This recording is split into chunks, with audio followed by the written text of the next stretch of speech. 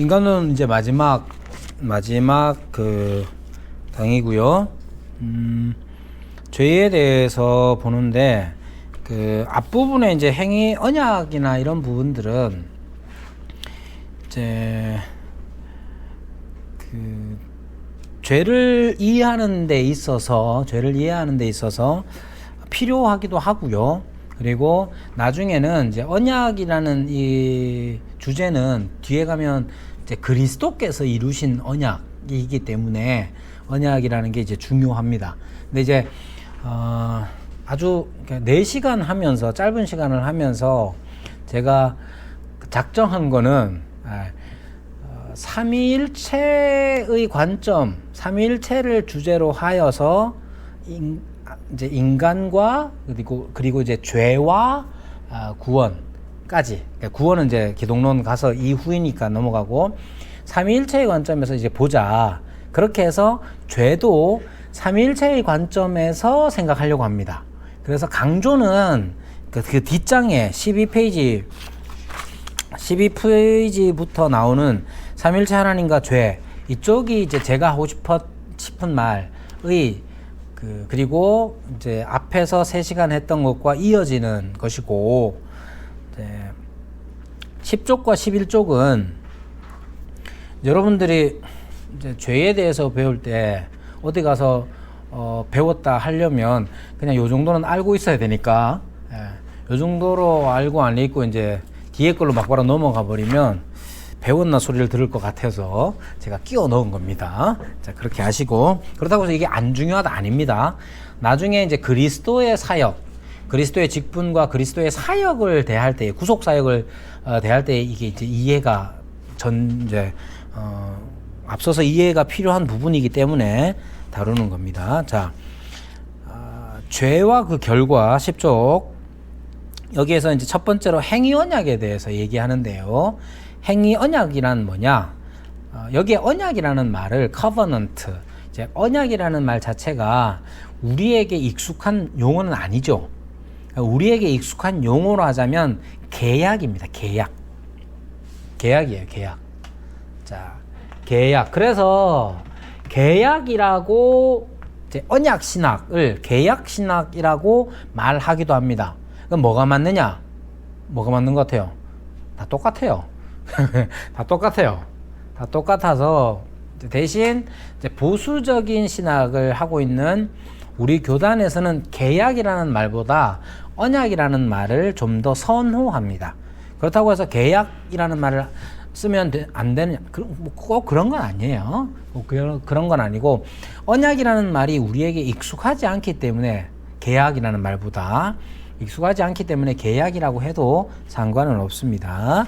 우선 이제 행위언약, 그러니까 계약 그러면, 언약 그러면 사실 신앙적인 느낌으로 받아들여서 아무 생각이 없어요. 별로. 언약의 하나님 별로 의미가 별로 너무 많이 말을 해가지고 언약의 하나님 그러면 별로 이제 감흥이 없어요. 계약의 하나님 그거 생각해 보세요.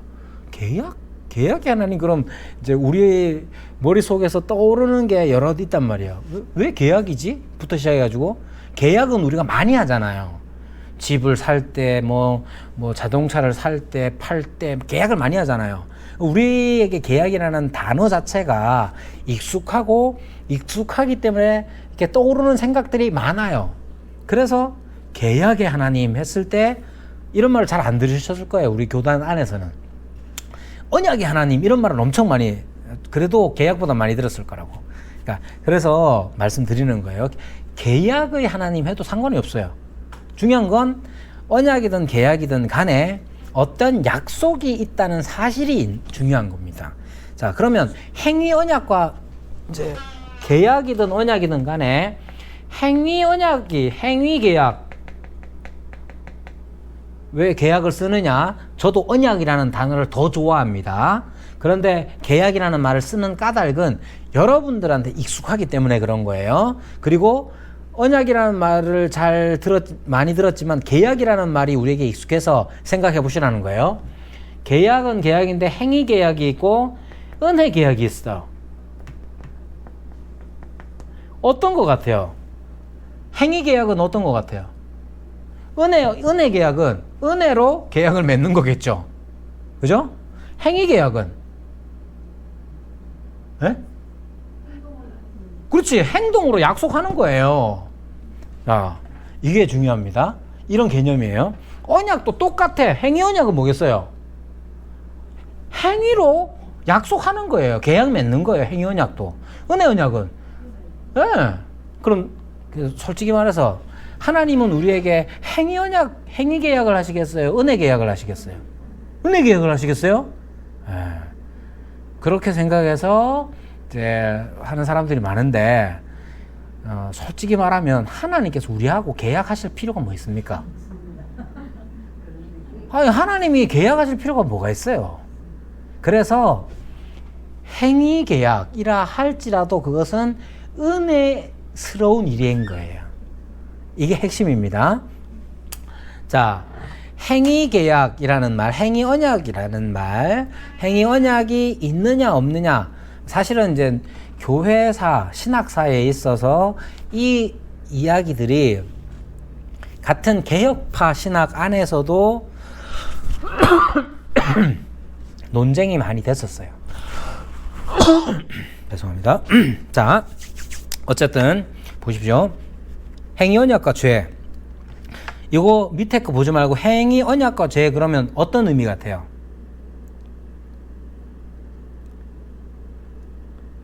행위로 계약을 맺었는데 너 이거 해? 그럼 이거 줄게? 했는데 그럼 죄는 뭐가 되겠어요? 어긴 거지. 하라는 거 안 한 게 죄예요. 그죠? 행위 언약. 그러니까 행위 언약이라는 말은 너 이거 해. 그럼 내가 이거 줄게. 이게 계약이에요. 계약이잖아요. 그죠? 그럼 죄는 뭐냐? 계약을 깨트리는 게 죄인 거죠. 그죠? 자, 행위 언약과 죄.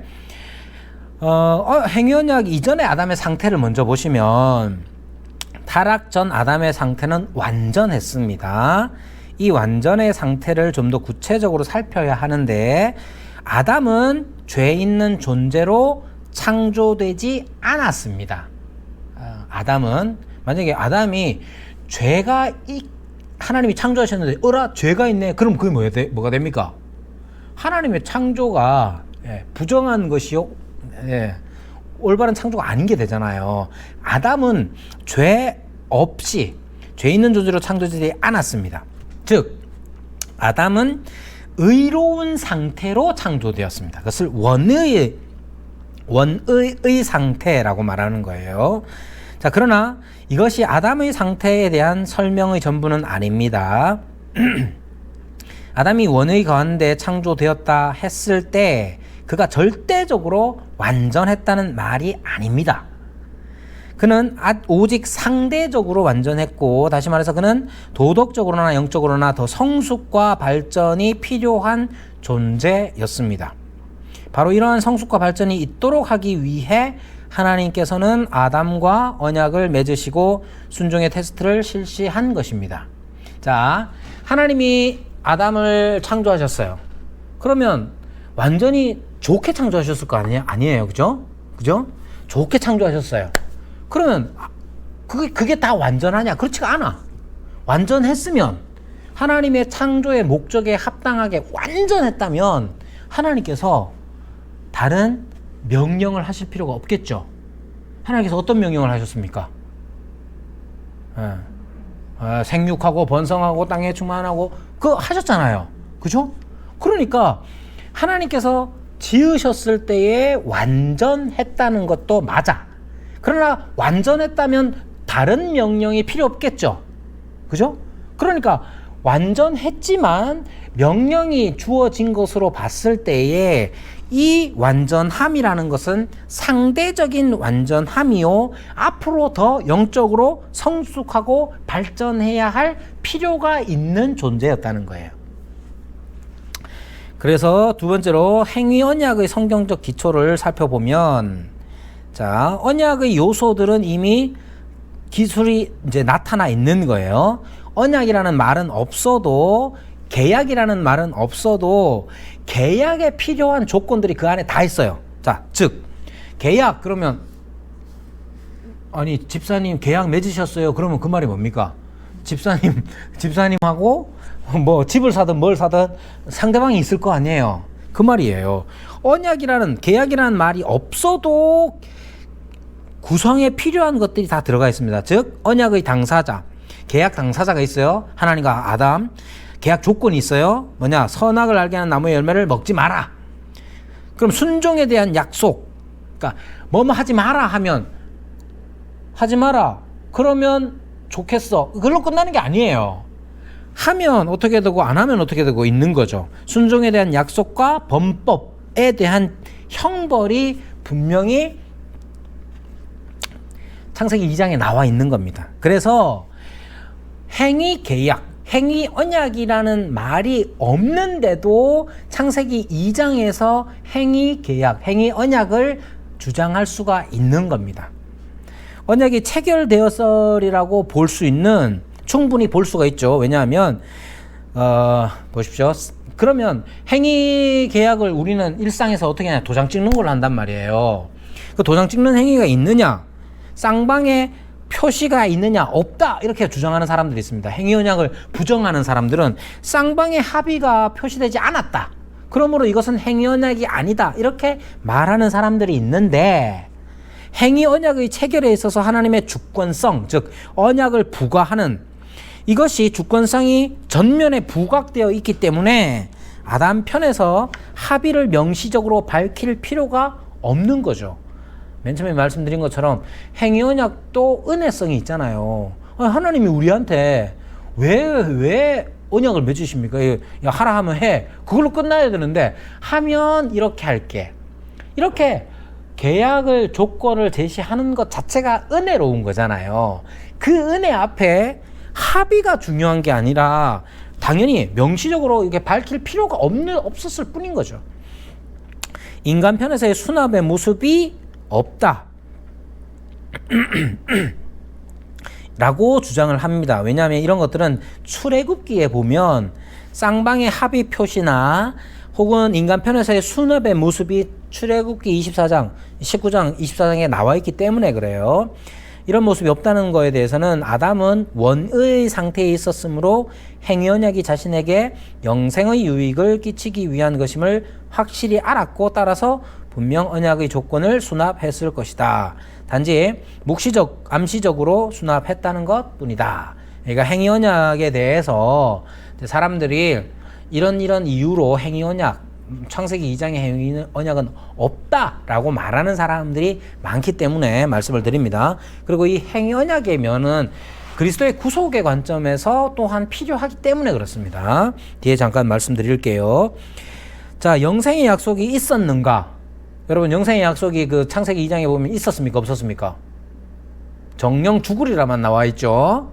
영생의 약속이 없는 것처럼 보입니다. 자, 이 항목의 중요성이 뭐냐 하면 모든 언약은 궁극적 목적이 영생의 시여, 영생을 주시는 것에 있습니다. 모든 언약, 행위 언약이든 은혜 언약이든 간에 따라서 어떤 상황 가운데 언약이 맺어졌다면 거기에 영생의 약속이 있어야 합니다. 반대로 어떤 상황 가운데 영생의 약속이 있다면 거기에는 언약이 맺어졌음을 알 수 있습니다. 영생의 약속 역시 명시적으로는 아니지만 암시적으로 주어졌죠. 따 먹는 날에는 죽으리라. 그 말은 뭡니까? 그러면 따 먹는 날에는 죽으리라 하면 사람이 어떻게 생각합니까? 그럼 안 따먹으면요? 그럼 살리라. 그거 당연한 거잖아요. 그래서 따먹지 않는 날에는 살리라는 명제로 바뀔 수 있습니다. 그러니까 지금 우리도 그거 이해하는데 아담이 그 이해 못했겠어요? 그래서 영생의 약속이 있었다라고 주장할 수 있는 겁니다. 여기에서 말하는 생명, 영생이란 과연 어떤 것이냐? 자연적인 생명이 아니라 영생은 하나님과의 영원한 생명적 교제입니다. 지난 학기 때도 엄청 강조했죠. 영생이 뭐냐? 시간적으로 그냥 죽지 않고 영원히 사는 거. 그런 거를 자꾸만 생각하는데 그게 아니라고 했죠. 자, 우리는 영혼의 불멸을 믿습니다. 영혼의 불멸. 영혼은 소멸하지 않아요. 알겠죠? 그러면 영혼은 불멸하니까 영원히 사는 거는 지옥 가서도 영원히 사는 거예요. 하나님께서 우리에게 주시는 영생이란 안 죽고 영원히 사는 것, 존재의 끊임없는 존재, 그거 자체가 아니라 어떤 삶이냐는 게 중요합니다. 그래서 영생적, 생명적 교제, 하나님과의 생명적 교제가, 즉 아까 이제 지난 시간에 말씀드린 것처럼 하자면 하나님의 사랑을 받고 하나님을 사랑하는 그 관계의 영속성을 얘기하는 겁니다. 그러한 영생 을 약속하신 것이죠. 아담은 이미 자연적 생명을 누리고 있었는데 순종의 보상으로서 자연적 생명을 부여한다는 건 말이 안 되죠. 더 좋은 걸 줘야 되겠죠. 계명 행언약의 조건인 금령에도 계명이 포함되어 있는데 이것을 지키면 영생을 얻는다고 되어 있습니다. 로마서 7장 10절, 10장 15절, 10장 5절, 갈라디아서 3장 2절에 의하면, 자, 11쪽 다 은혜 언약이란 근본적으로 우리의 보증이신 그리스도께서 아담이 실패한 원초적 협약을 실행하시는 것에 지나지 않습니다. 은혜 언약이 뭐냐? 아담이 실패했잖아요. 행위 언약적인. 먹지 마라 했는데 먹어버렸어. 하라 했는데 어겨버렸어. 그걸 예수님께서 오셔서 해내시는 거예요. 누구든지 은혜 언약의 사실성에는 동의합니다. 은혜 언약은 그리스도 둘째 아담께서 모든 율법을 지키시고, 이것을 이제 나중에 가면 하는데 나중에 가면 하겠지만 율법을 지키신다는 게 중요합니다.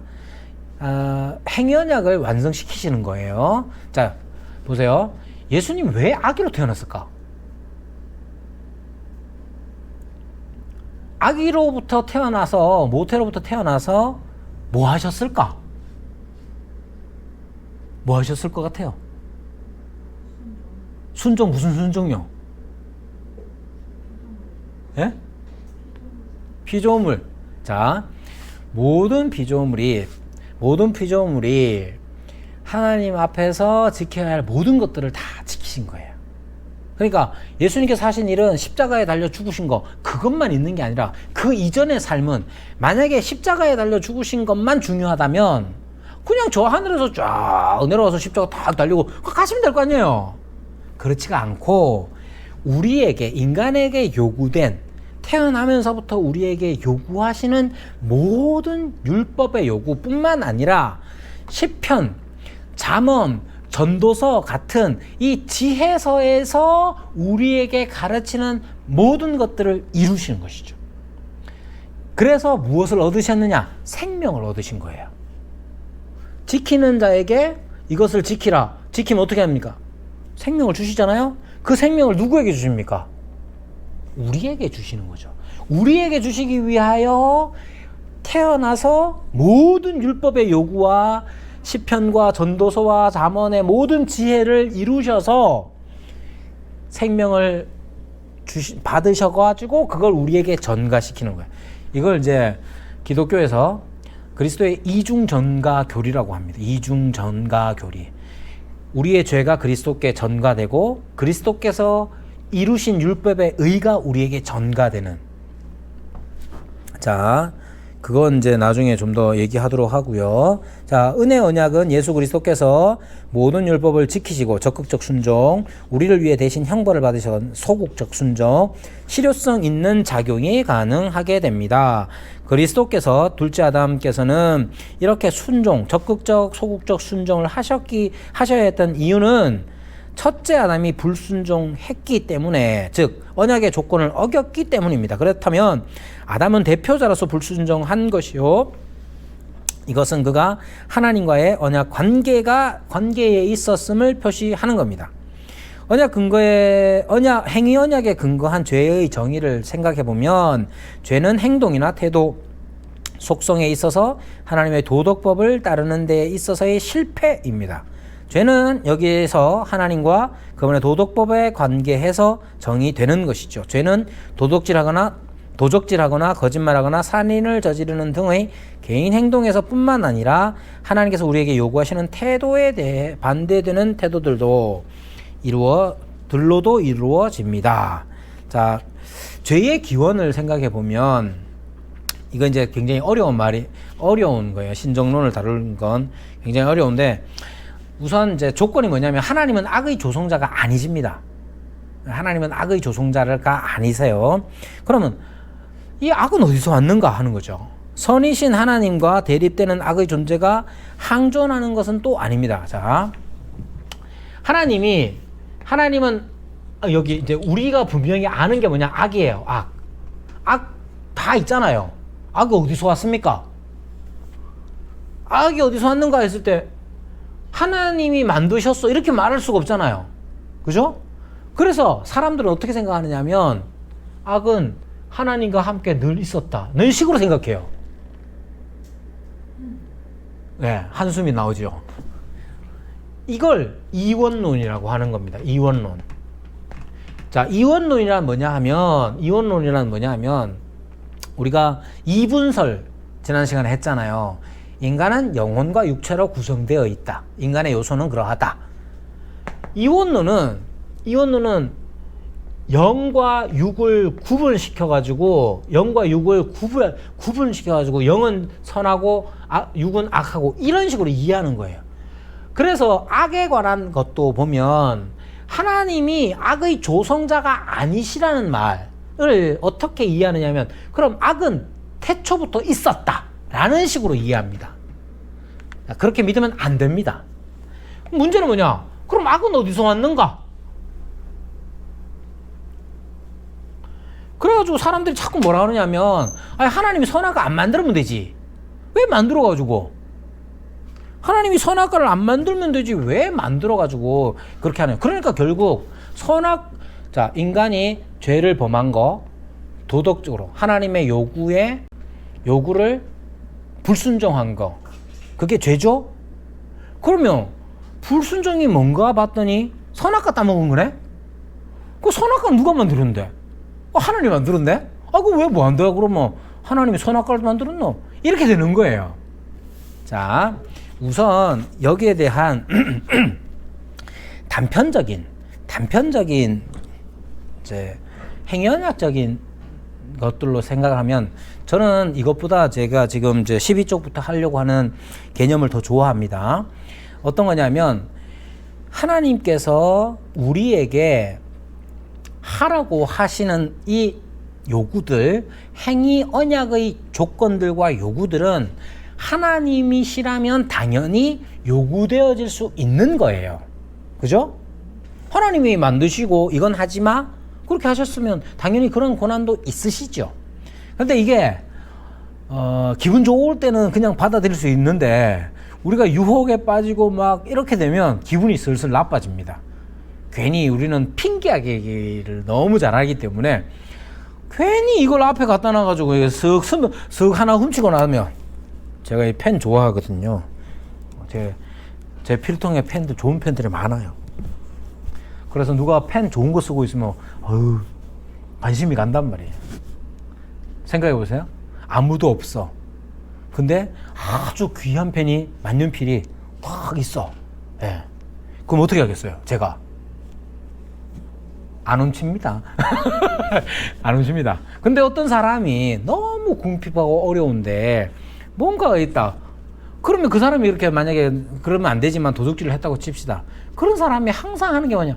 왜 거기다 놔둬가지고 이 사단을 만드냐는 식으로 하나님에 대해서도 똑같이 말합니다. 그래서 죄에 대해서 생각할 때에 저는 개인적으로 행위 언약의 관점에서의 죄를 생각하는 건 너무나 자연스러운 일이에요. 자, 단일 위격의 신이라 할지라도 단일 위격의 신에게 있어서 죄란 어떤 거겠습니까? 자, 보세요. 자, 뒤에 나옵니다. 자, 12쪽 단일 위격의 신에 대한 바른 모습 한번 생각해 보십시오. 단일 위격, 즉 마루둑이라든지 뭐 여러 신들 중에 최고의 신이라든지 아니면 알라처럼 유일하다고 하는 신이든지 간에 그 신이 있어요. 그 신이 어떻게 했느냐? 야, 이렇게 해. 그 딱 던져놨어요. 그러면 인간을 만들고 자 단일 위격의 신이 사람을 만들었어요. 그리고 요구하는 게 있죠. 이거는 신이 만들었으니까 당연히 요구할 수 있겠죠. 그러면 이러한 신관에서 이러한 관계 속에서 인간에게 요구되는 바름이라는 건 어떤 거냐 하면 주어진 것을 바르게 지켜나가면 되는 거예요. 그죠? 지켜나가면 돼요. 그럼 죄는 뭐겠어요? 이런 관점에서 죄는 뭐냐? 하라고 한 거 안 한 게 다 죄예요. 이건 삼위일체 하나님에 관해서도 마찬가지죠. 하나님이 우리와 행위언약을 맺으셨다. 그건 은혜로운 하나님의 역사였고 계시였는데 그걸 지키지 않았다. 그건 당연히 죄예요. 죄지만 그러한 이 죄 속에 있는 사람들이 자꾸만 왜 이걸 내가 안 그래도 좀 그런데요. 왜 내 앞에 놔둬가지고 나한테 범죄하게 만드냐. 이렇게 핑계 대기가 쉽단 말이에요. 그래서 단일 위격의 신이 말하는 모습 혹은 단일 위격의 신과 사람의 관계 속에서 요구되는 발음의 모습이란 그냥 아주 건조하게 행위적인 것밖에 없어요. 지켜? 네, 지킬게요. 그럼 오케이. 그럼 바른 모습이야. 지켜 그러는데 아예 싫어요 그러면 나빠 이렇게 되는 거죠. 행위적인 것밖에 없는 거예요. 그런데 이걸 보면 조나단 에드워즈가 이런 말을 했어요. 누가복음 이제 8장 28절 보십시오. 여러분 한번 찾아보십시오. 거기에 보면 귀신의 모습이 나와요. 귀신의 모습. 귀신이 나와요. 예수님을 만난 귀신. 거기 보면 예수님을 향해서 뭐라고 말하냐. 제가 찾아봅시다. 여러분 한번 찾아보십시오. 누가복음 8장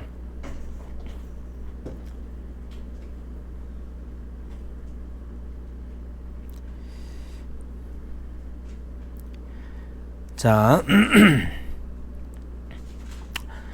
8장에 보면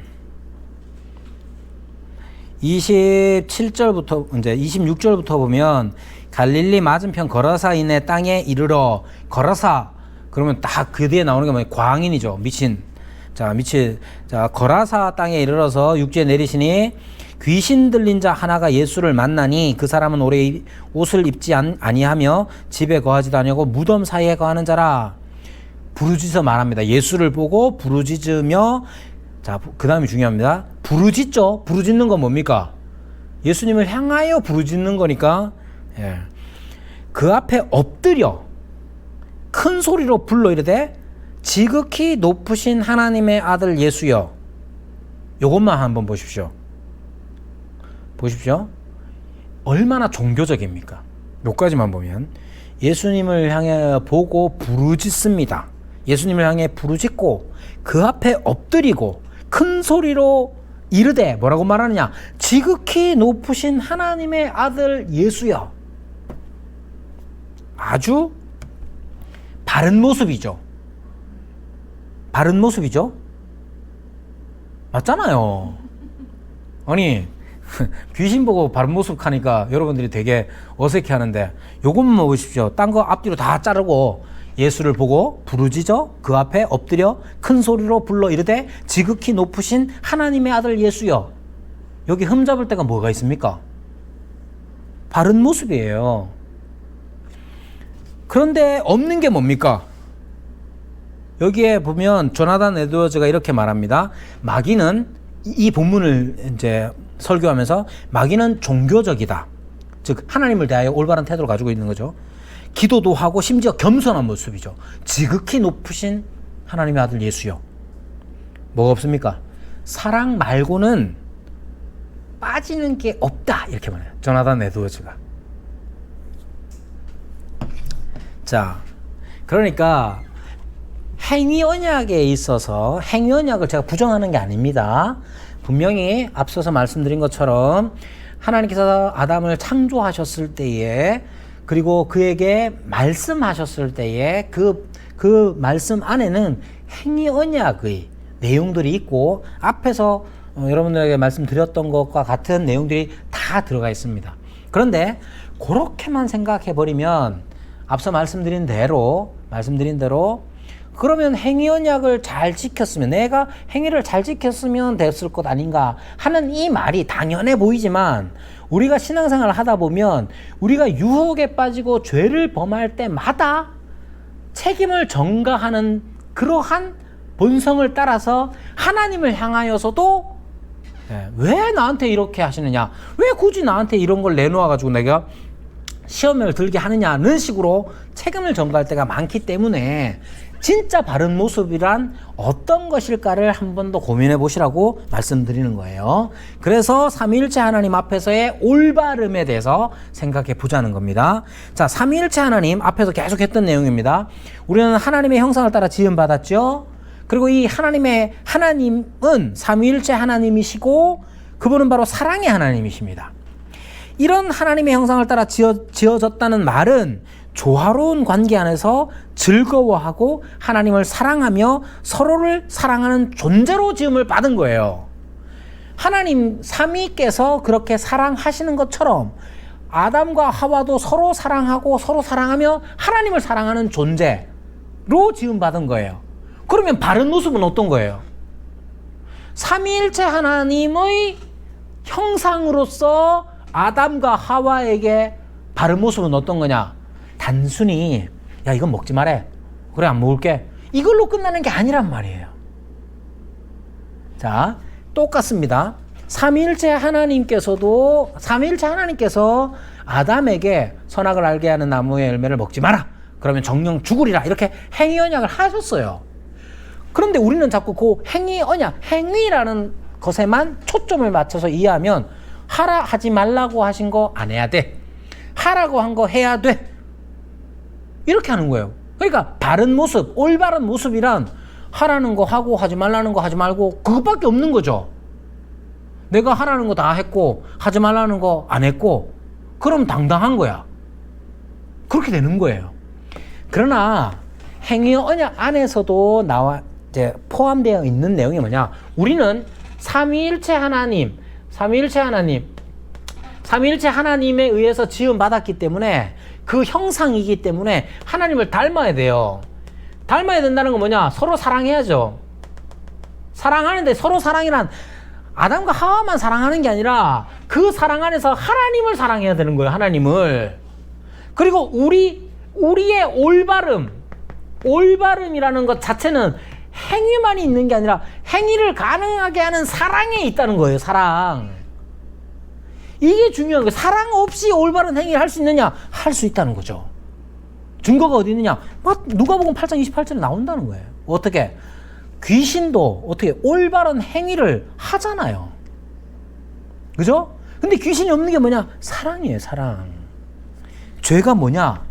했을 때 이런 관점에서 생각해 보시라는 거죠. 자, 이런 하나님의 형상을 따라 지어졌다는 말은 곧 조화로운 관계 안에서, 이 조화로운 관계란 남자와 여자, 아담과 하와, 조화로운 관계 안에서 즐거워하고 그런 즐거움 속에서 하나님을 사랑하며 서로를 사랑하는 존재로 지음을 받은 겁니다. 그래서 예수님께서 뭐라고 말씀하셨냐? 율법 가운데 가장 크고 첫째 되는 계명은 네 마음을 다하고 목숨을 다하고 뜻을 다하여 주 너의 하나님을 사랑하라 하는 것이고, 둘째는 네 이웃을 네 몸과 같이 사랑하라 하는 것입니다.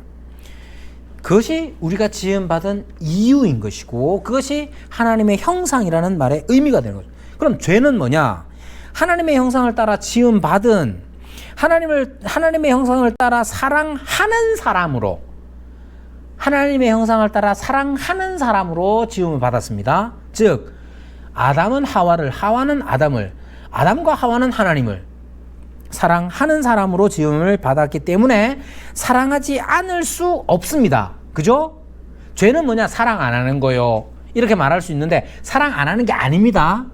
왜?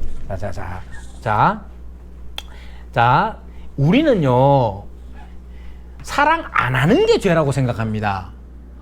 사랑의 하나님에 의해서 지음받았는데 사랑을 안 하면 죄다. 여러분, 사랑 안 하는 사람은 없습니다. 왜? 사랑이신 하나님께 지음받았기 때문에 우리는 사랑을 안 할 수가 없어요. 문제는 뭐냐? 대상이 바뀌는 거예요. 사랑의 대상이 바뀌는 거. 죄가 뭐냐? 사랑의 대상, 사랑의 방향을 바꾸는 게 죄라는 말이에요. 자, 우리는 사랑하는 사람으로 지음받았어요. 왜? 하나님이 사랑이시니까. 사랑하는 사람으로 지음을 받았기 때문에 사랑을 안 할 수가 없어. 그 죄가 뭐냐? 사랑의 대상이 바뀌는 겁니다. 바울은 디모데후서 3장 2절에서 4절에서 죄인들에 대해서 말하면서 사람들이 어떻게 하느냐, 자기를 사랑하며, 사람들은 지금 사랑 안 하는 게 아니에요. 누구를 사랑하느냐가 중요합니다. 자기를 사랑하며, 돈을 사랑하며, 쾌락을 사랑하며, 하나님 사랑하는 것보다 더하다, 이렇게 얘기해요. 그게 뭡니까? 말세의 특징이요, 죄의 특징이 뭐냐? 사랑 안 하는 게 아니라 사랑의 대상, 자기를 사랑하며, 또 돈을 사랑하며, 쾌락을 사랑하며, 하나님보다 그것들을 더 사랑하는 것, 그게 바로 죄인 겁니다. 하와는 아담을, 그리고 아담과 하와는 하나님을 사랑해야 했습니다. 그것이 삼위일체, 사랑의 삼위일체 하나님께 지음받은 사람의 올바른 모습입니다. 하지만 그들은 자기를 향한 사랑으로 사랑의 방향을 바꾸어 놓았습니다. 단지 규칙을 어기고 잘못을 저지른 정도가 아니에요. 그것도 죄입니다. 규칙을 어기고 잘못 저지르면 죄입니다. 근데 그 정도로만 자꾸 생각을 해서는 안 된다는 거예요. 하나님을 사랑하고 하나님의 사랑을 누리도록 지어진 우리가 하나님의 사랑을 오용하고 그분을 거부한 것, 그게 죄의 핵심인 거예요. 여러분, 이거가 아주 중요합니다.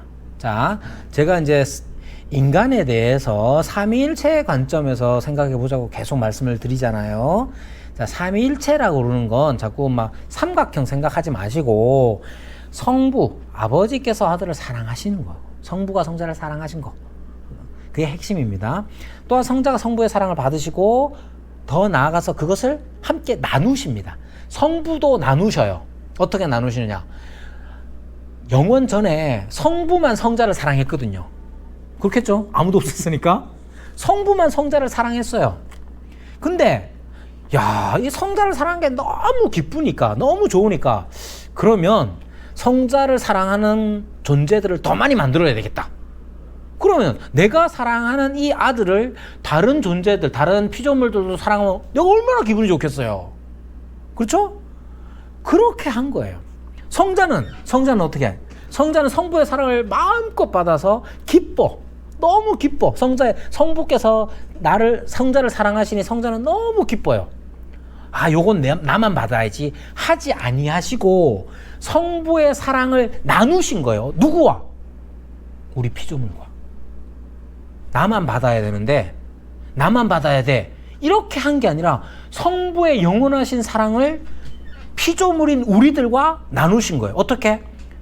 우리가 이제 그게 구원인데, 예수님께서 자기가 제물이 되심으로써 성부를 사랑할 수 있도록 해주신 거예요. 삼위 하나님은 이런 분인 거죠. 얼마나 감사하고 감격스럽습니까? 그러면 그런 하나님에게서 지음받은 사람이라는 존재는, 인간은 어떠하냐? 그래서 인간은 아담 혼자 지은 게 아니란 말이에요. 사랑할 수 있는 존재로 지은 거란 말이에요. 그래서 아담은 하와를 사랑하고 하와는 아담을 사랑해야 하는 거죠. 그게 가장 핵심이야. 그 가운데 행위언약적인 요소가 들어왔다 할지라도 그것은 변치 않아요. 그러니까 올바른 모습이란, 삼위 하나님에 대한 올바른 모습이란, 올바름이란 어디에 있느냐? 서로 사랑하고 하나님을 사랑하는 자로서 살아야 하는데, 그 사랑 자체의 방향, 대상을 틀어버리는 거예요. 누구를 향하느냐? 자기를 향하죠. 하와는 자기를 향합니다. 아담도 자기를 향하고. 그거 어떻게 합니까? 하나님께서 아담과 하와를 불렀어. 아담, 너 일로 와봐. 너 왜 그랬어? 하나님이 지어주신 저 하와 때문에, 하와가 먹으라고 했어요. 하와는 또 여러분, 다 자기를 사랑하는 것으로서 방향을 바꾸어 버립니다. 그러니까 이것이 죄의 시작이라고 하는 겁니다. 자, 그럼 죄의 결과가 뭐냐? 죄를 지었죠. 죄를 지었는데, 이 죄 때문에, 죄를 지었으면 뭐가 옵니까? 책임이 오죠. 그죠? 죄의 책이 따라옵니다. 죄의 책임이 따라옵니다. 그리고 죄를 지었기 때문에 오염 또는 부패가 생겨버린 거죠. 처음에 오염과 부패, 오염 또는 부패가 있었느냐? 오염이나 부패는 똑같은 말입니다. 자, 오염이 있었느냐? 없었어요. 없었는데 자기를 향한 사랑으로 말미암아 죄가 행위 언약을 어기는 죄가 들어왔고, 그 죄를 지었기 때문에 죄의 책임이라는 것이 발생합니다. 그리고 죄가 들어와 버려서 인간 존재를 오염시켜 버린 것입니다. 자, 이 죄책과 오염을 생각할 때에 아담의 역할이라기보다는 아담에게 있어서 이 아담이 가지는 의미가 어떤 거냐, 이 관계에서 보십시오. 아담은 인류의 조상이자 인류의 대표가 됩니다. 자, 인류의 조상이기 때문에 이미 죄로 물들어져 버려서 죄의 오염을 전달하는 자가 되는 것이에요. 인류의 조상으로서 본성의 오염을 인류에 전달합니다. 인류의 연대성 때문에 아담뿐만 아니라 그의 모든 후손들에게 영향을 미쳐서 그의 후손들에게 부패한 본성을 물려줍니다. 또 아담은 인류의 대표이기 때문에 죄책의 전가가 일어납니다. 죄책이 전가됨으로써 모든 인류의 후손이 죽음의 형벌을 받지 않을 수 없게 됩니다. 죄를 지으면 어떻게 됩니까? 먹지 마라. 먹으면 어떻게 된다? 정령 죽으리라. 죄책이 뭐냐? 죽으리라. 그래서 아담의 죄로 인해서 죄책이 전가됩니다. 아담의 죄는 모든 사람의 죄가 되는 것입니다. 그럼 여기 이제 죄책에 대해서도 두 가지가 나오는데, 범책과 벌책이 있습니다. 범책, 범한 책임, 벌책, 벌받을 책임, 두 가지가 나옵니다. 자, 죄책은 두 가지. 율법 또는 도덕적 요구를 어긴 행위에 대해서 정죄 또는 처벌을 받게 되는 상태를 의미합니다. 죄책이라는 그것을 의미하고, 죄가 정의, 저스티스, 정의에 대하여서 혹은 율법의 형벌에 대해서 지는 관계를 죄책이라고 하는 거예요. 너무 어렵게 설명했지만 쉽게 설명하면, 죄를 지었으면 어떻게 되냐? 죄 지은 책임이 있잖아요. 내가 5천만 원을 훔쳤어. 아니, 아까 만년필 얘기했으니까 제가 만년필 좋아하거든요. 만년필을 만약에 훔쳤어. 그럼 어떻게 해야 됩니까? 훔쳤다 하는 게 있잖아요. 아유, 목사가 훔쳤어? 뭐 이런 온갖 말들이 있을 수 있죠. 그럼 훔치고 그러면 끝인가? 아니죠. 만약에 100만 원짜리 만년필을 훔쳤다. 그러면 벌을 받아야 되잖아요. 100만 원치를 물어주든지, 뭐 감옥에 갈지는 몰라도 감옥에 가든지, 뭐 아니면 뭐 평판에 문제가 생기겠죠. 그런 범했다 하는 책임과 함께 벌 받아야 할 책임이 함께 있는 겁니다. 요건 나중에 가서 좀 얘기하겠지만 뭐 시간이 없어서. 자, 보세요. 예수님께서는 우리 죄의 죄책을 어떻게 해주시느냐? 씻어주시겠죠. 죄책 씻어주십니까? 안 씻어주십니까? 씻어주시는데, 범책과 벌책 중에 뭘 씻어주실까요? 에? 범책일까 벌책일까? 정답은 벌책. 이런 거예요. 자, 우리는 죄 지었죠. 자, 온갖 죄를 많이 지었습니다. 많이 지었는데, 지은 것 자체, 죄를 지은 것, 예를 들면 여러분들이 수십 년 전에 초등학교 문방구 앞에서 지우개를 훔쳤다고 칩시다. 훔쳤다고 칩시다. 그거 죄입니다. 자, 그런데 30년 전 뒤에 그거 가가지고 10배로 갚아줬어요. 그러면 뭐가 없어진 거냐? 벌책이 없어졌죠. 지우개를 훔쳤는데 훔친 것 자체는, 범한 것 자체는 없어집니까? 안 없어져요. 안 없어져요. 벌책은 10배로 갚았으면 됐지 뭐. 아니 30배로 갚았다 칩시다. 30년이니까. 그럼 벌책은 없을 수 있잖아요. 그러나 범한 것 자체는 없어지지 않습니다. 그러면 그러면 우리는 죄의 책임, 범책이 있는 채로 하늘나라 갑니까? 그럼 어떻게 되죠? 상관이 없어요. 왜? 우리의 죄를 범한 것 자체는 없다 할 수가 없죠. 하나님 모든 걸 아시는데. 그러면 그것은 어떤 역할을 하겠습니까? 나 같은 죄인 살리신 영원토록 찬송의 제목이 되겠죠. 나는 하나님에 대하여 범죄한 자였는데 하나님께서 그리스도를 보내셔서 나의 죄의 책임을 대신 담당하셨으니 그것은 이제 그로 인하여서 벌받을 책임은 없어졌어요. 예수님께서 대신 담당하셔서. 그러나 범한 것 자체는 하나님께서 하나님이 그걸 모른다 하면 안 되잖아요. 근데 그건 나한테 저주가 아니라 도리어 그리스도의 은혜에 감사할 수 있는 감사의 제목이 되죠. 나 같은 죄인 살리신, 그거는 천국 가면 안 부르겠어요? 천국 가면 더 감동적이지 않을까? 예. 나 같은 게 여기 왔다고? 얼마나 감동적이겠어요. 자, 죄 책에는 이렇게 두 가지가 있습니다. 죄를 범한 책임도 우리에게 있고 그 죄를 범했기 때문에 또한 벌을 받을 책임도 또한 우리에게 있는 거예요. 근데 이 예수님께서 오셔서 하신 일은 이 벌을 받아야 하는데 그걸 예수님이 대신 받은 거죠.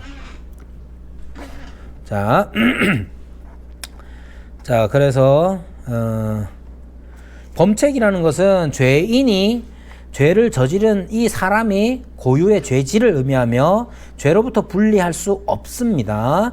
그 죄를 짓지 않은 이에게서는 발견될 수 없으며 항구적입니다. 항구적. 범책은 항구적일 수밖에 없어요. 내가 죄를 범했다. 그거는 범한 것 자체는 없어지지 않아요. 벌책은 정의를 충족시키고 죄의 값을 지불할 의미, 그러니까 말 그대로 벌받을 책임이에요.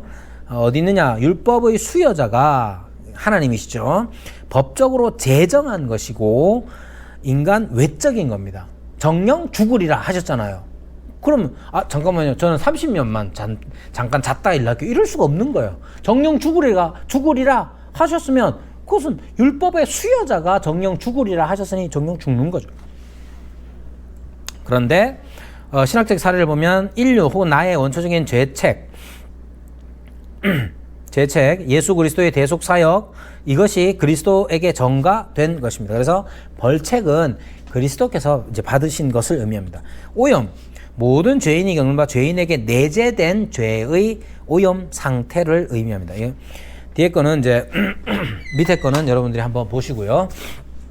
자, 죄에 대하여서는 이제 당연히 우리는 이제 하나님 앞에서뿐만 아니라 우리가 살아가면서 많이 생각을 할 수 있기 때문에 오늘은 죄에 대해서 다른 것들도 다룰 게 많이 있겠습니다만은 삼위일체의 관점에서 죄를 좀 더 정의하고 또 이해할 수 있으면 제일 좋겠다 싶습니다. 예, 혹시 질문 있으시면.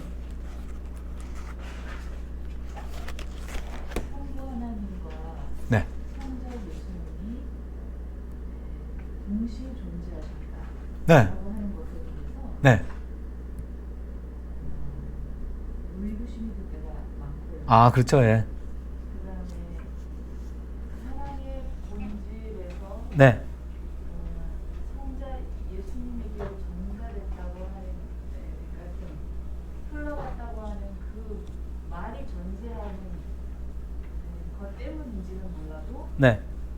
성부 하나님은 먼저 존재하셨고 아. 하나님은 후에 존재하셨는데 예. 그렇다 하더라도 그분들은 동일한 분이시다. 능력에 있어서나 지혜에 있어서나 라고 생각하게 되거든요. 네네네. 자, 도와주세요. 자, 질문하신 내용은 이제 성부 우선설 같은 겁니다.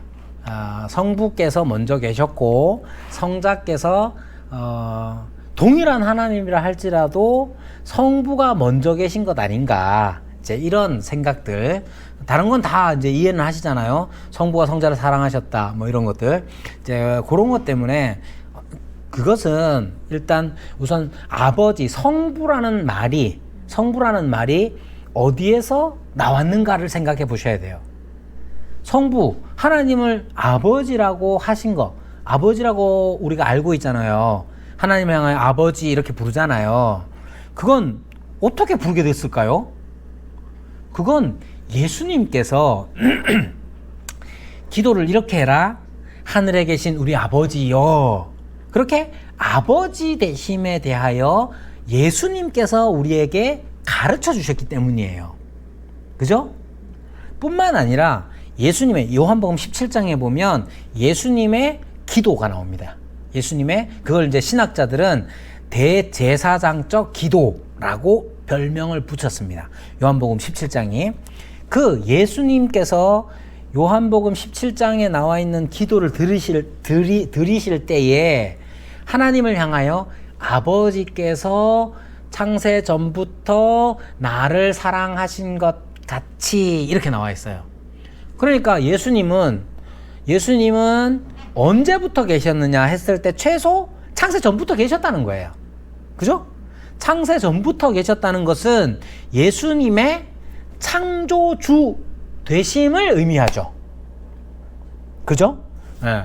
왜냐하면 이 세상보다 먼저 계신 분이니까.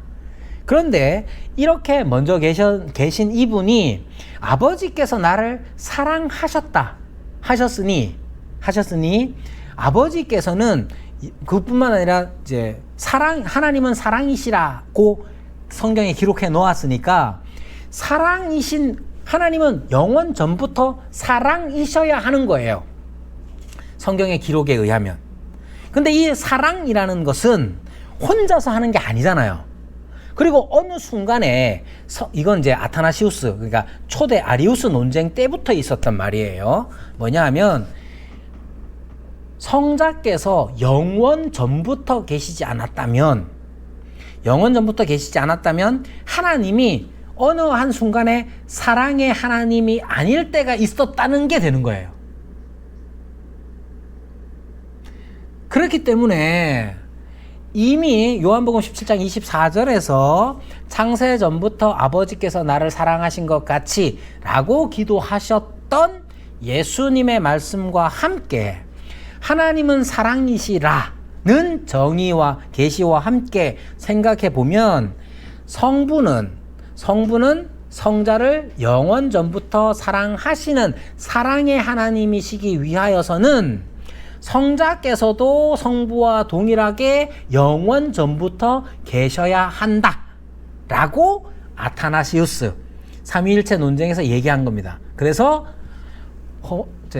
동일 본질, 성부와 성자는 동일 본질이시다 라고 삼위일체에서 얘기하는 거예요. 그리고 이제 사모님 이제 그런 어떻게 보면 오해는 어떻게 생기느냐 하면 아버지, 아들 이 단어 때문에, 이 말 때문에 생기는 건데, 그래서 맨 처음에 말씀드린 것처럼 아버지라는 이 말은, 하나님을 향하여 아버지라고 부를 때 이 아버지라는 말은 육신의 관계에서 먼저 난 사람을 말하는 게 아니라, 그런 의미가 아니고 아버지로서 아들을 낳으시는 분, 생명을 낳으시는 존재의 표현인 겁니다. 아버지가 아들을 낳으신다. 그러니까 생명을 낳으시는 분으로서의 의미를 담고 있는 게 아버지라는 거죠. 그래서 성부는 항상 낳으시는 분, 생명을 낳으시는 분이시자 보내시는 분으로서 성자를 보내시고 성부를 보내시는 거예요. 무엇 위해서? 우리를 사랑하시고 사랑하기 위해서 성자를 보내시고 성부를 보내시는. 그러니까 생명을 낳으시고 보내시는 분임을 표현하는 대표적인 단어가 뭐냐? 아버지라는 거예요. 아들은 아버지에게서 낳음을 받은 이시고 보냄을 받은 분이시고 우리를 위하여 오신 분이고, 오셔서 뭘 하시느냐? 아버지를 나타내시고 아버지께로 이끄시고 이렇게 되는 거예요. 그래서 이제 이런 부분들은 좀 더 이렇게 생각을 또 해보시고 해보시면 좋을 것 같아요. 예, 감사합니다.